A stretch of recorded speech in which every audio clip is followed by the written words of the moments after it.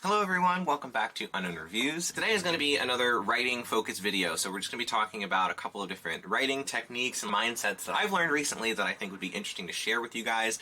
And this is going to be based off of the last writing video I did, which was essentially about how to find your writing style, and more specifically, how to kind of find your thematic anchor. So in the comment section of that video, one of you asked me, how do I know what to write about? And how do I kind of pick a story and stick to it?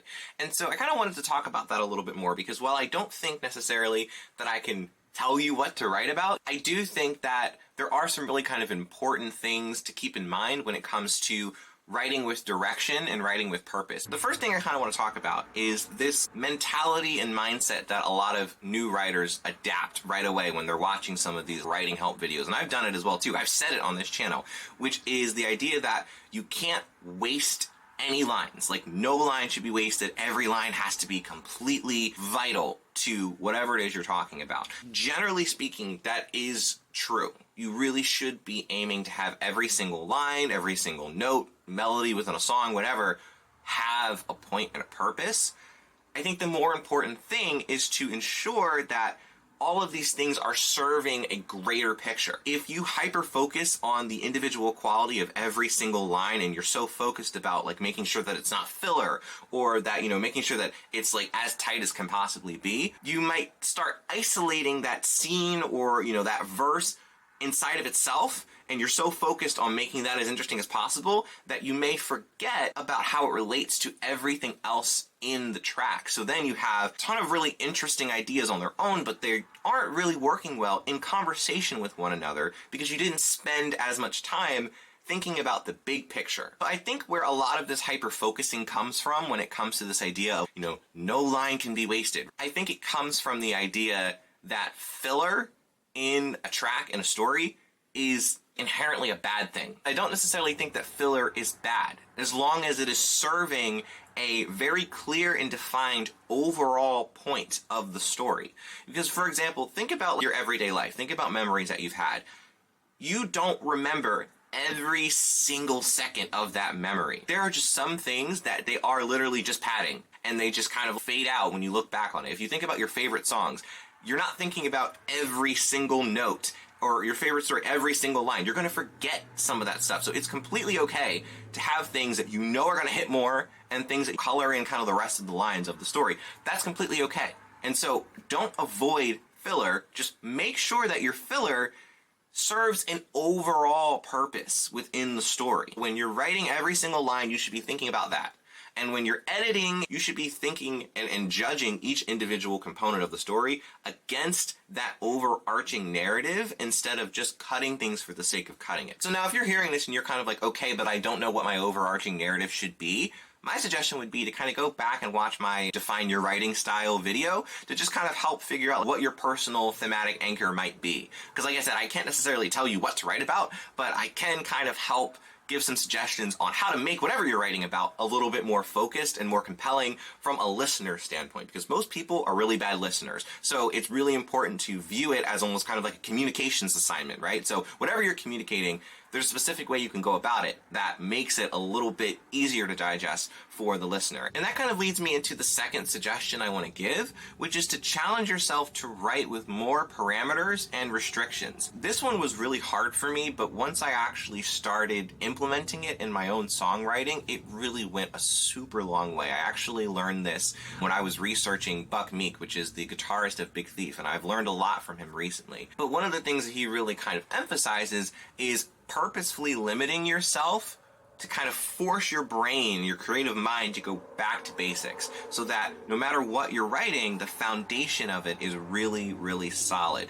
And it's really just a good method for clear communication. So whatever it is that you want to write, if you really kind of want it to be focused and direct and concise, start viewing it as a little bit more of a communications assignment, like you are writing an essay, or you are, you know, in front of a crowd of people and you're doing a TED Talk or something, and you essentially have to clearly communicate through however you want, visuals, imagery, analogies, whatever.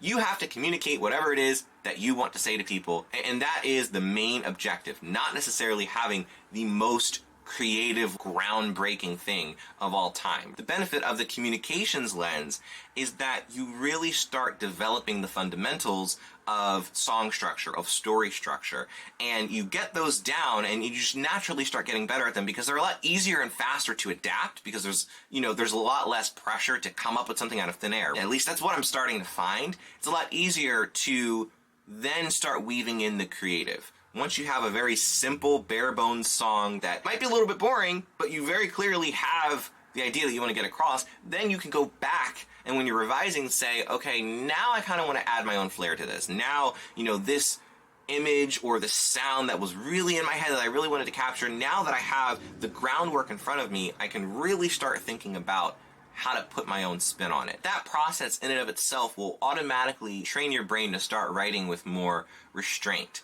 And if you find that you're having a hard time trying to adopt writing with restraint when it comes to your projects, and you just kind of want to let your creative mind go wild, then maybe that says a little bit about whatever is at the core of the story. Maybe it might not be as compelling and as interesting to you as you once thought. Every writer should be able to sit with the core of their story without all the extra bells and whistles and feel compelled and interesting by it. If you're finding that you're getting bored with the core of the song, examine the core first before you start adding in a bunch of extra bells and whistles. A really good litmus test to tell if there's something wrong with the core of your story is see if you can very clearly summarize in a couple of sentences what your story, your song, your album, what it's about.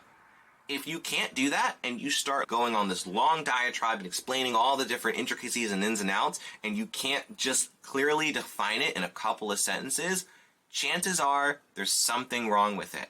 At least there's something that could be adjusted a little bit to make it just fit better and flow better. You can even look at like movie summaries and album summaries of your favorite works, and this, it seems like this gigantic, super complex thing, but it's whittled down very clearly into a couple of sentences. Do that for your work and then compare every aspect of the story against that kind of high-level overarching theme and see if there's cohesion, because if there's not, then you very clearly have a sense of where it needs to go. Just have like an overall like clear thematic goal for what you're writing about. I think that will be really, really helpful. And so I think all of that falls underneath challenging yourself to write with a little bit more restraint and a little bit more parameters, and then loosen up the reins a little bit once you absolutely know that the fundamentals of the song are down. The third thing I want to suggest, and it's kind of in line with that idea of like having a more communications focus, is literally verbally outlining every part of your story. High level, individual scenes that you want to work on, talk about your problems with it, and this could either be to yourself, it could be to someone else who knows, or even, they may not know the project, but they just, ask them to be a sounding board, right?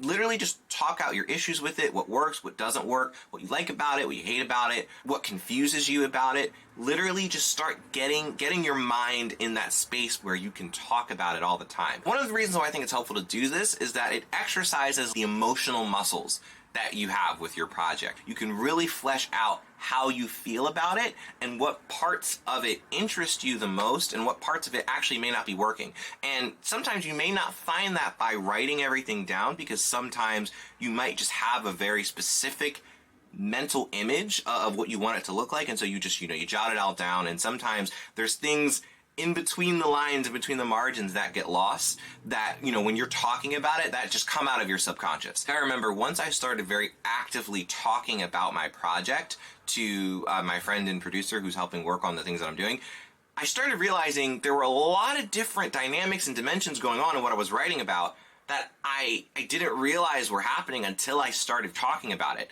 That there were a lot more themes going on that I was really, that's what I was really caring about. That's what I was really talking about. And I just didn't even realize it. And I especially, not until he pointed it out to me, because he was just like, actually, this song, you think it's about this, but it's really about this thing over here.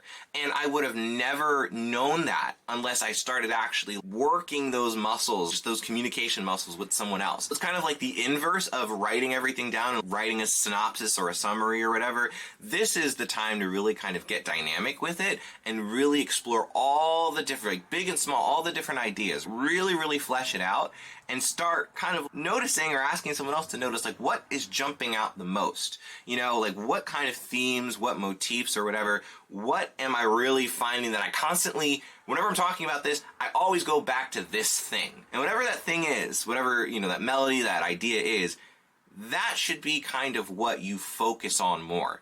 And really think about nurturing and developing that in the context of the rest of the song. So honestly, maybe that does kind of, you know, give a little bit of a suggestion when it comes to knowing what to write about, is just really start verbally outlining everything and fleshing it out until you kind of work backwards and find, oh, this is what I actually want this story to be about. And then once you have that, and, you know, ideally someone else kind of helps you get to that point, then both of you can kind of hold your creative self accountable and say, okay, this is the end goal. This is what I want to write about. Now everything else has to be within that context. And this is like really simple, rudimentary stuff, but when you start intentionally working through this kind of mindset with every single project, big and small, it fundamentally changes how you approach your writing. And so if you're not doing this like all the time, start doing it all the time, because you will literally see the difference. I can very firmly say I'm a better writer than I was 3 months ago, because I started very, very deliberately piecing together every single part of what I'm writing now with having this overarching narrative and in literally not letting anything else get in the way of that. If there's another style, if there's another genre of something that I want to get into, I save it for something else. And then that gets its own focused attention and care. And that's really what it is a lot of times, is it's just giving these ideas that you have more care, giving them their own space to shine and really fleshing them out and revising them with love. One of the songs that I'll be releasing sometime later in this year, you know, originally when I first wrote it, you know, it was just something that I spat out and it was just all my emotions and everything. And then once I realized I want to release this, and this was, you know, due to my friend, he really helped me kind of picture it in this way. He was like, okay, you need to revise this like 20 times over and really make sure you have all of the fine details taken care of and that you really are communicating what it is that you want to say. Because when other people listen to it, half of this stuff, they're not going to quite know how to feel because it's tonally all over the place. So you need to revise and be more clear about what it is you want other people to feel and experience in addition to what you're expressing yourself. And the result of that has been, and I'm not saying this will be the case for all of your stuff, but literally months and hours and hours and hours of constant revision, to the point where it almost drove me crazy sitting with this song and just going over it over and over and over and over again. But I can say now, when I release it, I'm thoroughly proud of that project and of the labor of love that I put into it. And I think if I hadn't put in those revisions, I don't think I would have released something that I could very confidently say to other people, this is a complete project that has a start and a finish and a point, and I think it will be communicated to you. And I think that it stands on its own 2 feet, and I think that you can, you know, be able to intuit what I'm trying to say, right? That would not have happened if I had not spent all of that time revising it. Having that mindset going into your stuff, I think, is really, really important. And it is a lot of work. It's a lot of work, which is why I say be very clear about, are you writing something to write it or writing to share it with other people? Because if you're writing to share it with other people and release it, then just understand how much more mental and emotional energy will go into that if you really want it to get to that level of being like really focused and really compelling. And so yeah, I don't really know if I took my own advice when it comes to being concise with this video. We'll see how well I can edit it to kind of like thread all these thoughts together. Chances are there's about 50 minutes of this video that will not be seen because I want to try to make it as concise as possible. But all that being said, those are some of the thoughts and suggestions that I have when it comes to writing a little bit more directly and with a little bit more purpose. That's kind of what I'm finding right now. You know, let me know if you've done some of these things and you found that they work for you, or maybe, you know, they don't work for you, or you have something else that, you know, works for you. Definitely let us know in the comments below. I wish you the best of luck in everything that you're writing, or even if you're not writing right now and you've got something in the back of your head, I hope it comes out, you know, if that's what's meant to be. I do want to get like a little bit more of a, you know, like standard schedule down, and kind of what I'm thinking is doing 2 lyrical breakdown videos and 2 writing focused videos, because I think that will kind of work best with being consistent and having a little bit of variety on the channel, but also kind of just like giving me some room to breathe when it comes to my schedule, because the lyrical breakdown videos are a lot to edit for someone who's not great at editing, and I just right now I don't have the time to like really commit to getting better, so I have to kind of like it has to exist within a certain space. So that's my restriction. So hopefully, you know, I'll be able to have like 2 music focused videos and then 2 writing focused videos. So hopefully next week you will see a lyrical breakdown video on who, I don't know yet, maybe Mavi or Navy Blue, someone like that. But we'll see how it goes. I think that's going to be kind of the routine for right now. But with all that being said, if you're still here and you watched this whole video, thank you so much. I really appreciate you. And yeah, let me know how your projects are going. And yeah, let's keep talking in the comments. I will see you next time. This has been Under Reviews. Have a good one.